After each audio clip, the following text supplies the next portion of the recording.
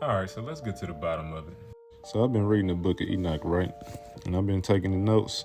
In chapter 22, verse 5 through 7, it talks about Cain and Abel. All right, so the book of Enoch, chapter 22, verse 5.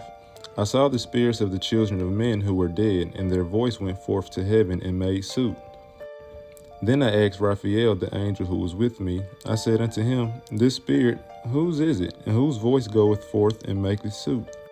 And he answered me, saying, This is the spirit which went forth from Abel, whom his brother Cain slew, and he makes his suit against him till his seed is destroyed from the face of the earth, and his seed is annihilated from amongst the seed of men. So as you can see right there, the spirit of Abel is the voices of men, and they cry out against the spirit of Cain, obviously saying Cain isn't of men.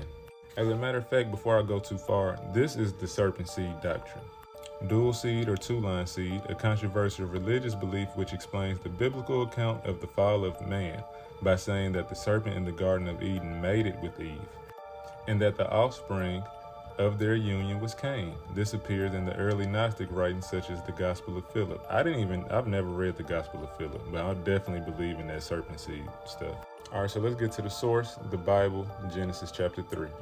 So as y'all can see, the serpent basically was like, God told you not to eat from that tree, didn't he? Eve was like, yeah. He said, man, you ain't gonna die, but you gonna have the knowledge of good and evil though, and you'll be as gods. You see that? Then your eyes shall be opened, and ye shall be as gods, knowing good and evil. And it says, it was pleasant to the eyes, and a tree to be desired to make one wise. She took of the fruit thereof, and did eat, and gave also unto her husband. So, verse 9, God, he walking around, he like, Adam, where you at, man? Adam was like, man, I heard your voice in the garden, and I got scared, and I was naked, and I hid myself.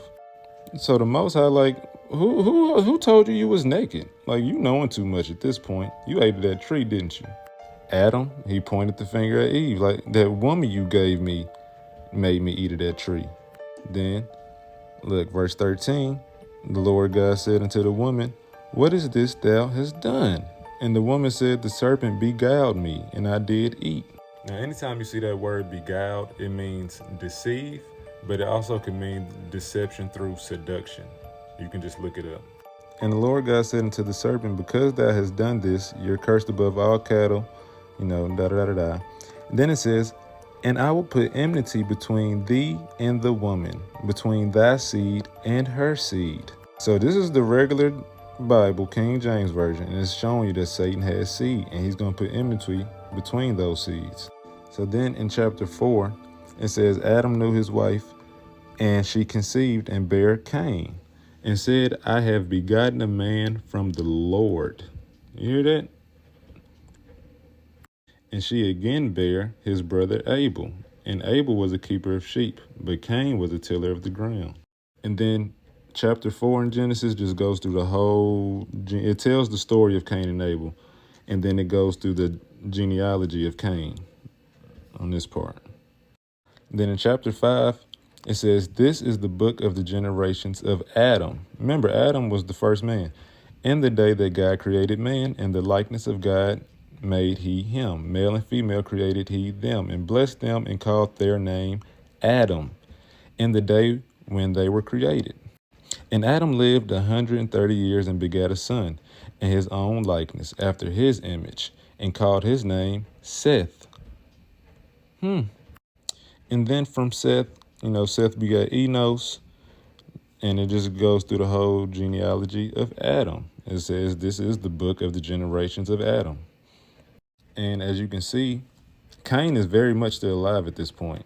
The first kid that they say was Adam's is Seth, and that's because Abel has already passed away. He got killed by Cain, but Cain is alive. But he's not Adam's son because he's the serpent's son. Seth is Adam's son. It's a whole lot to be discussed in this passage right here. So I'm going to go ahead and stop right here and just comment and let me know if y'all want a part 2. We can talk about more about chapter 3, 4, and 5 and break down the word and verbiage of these verses.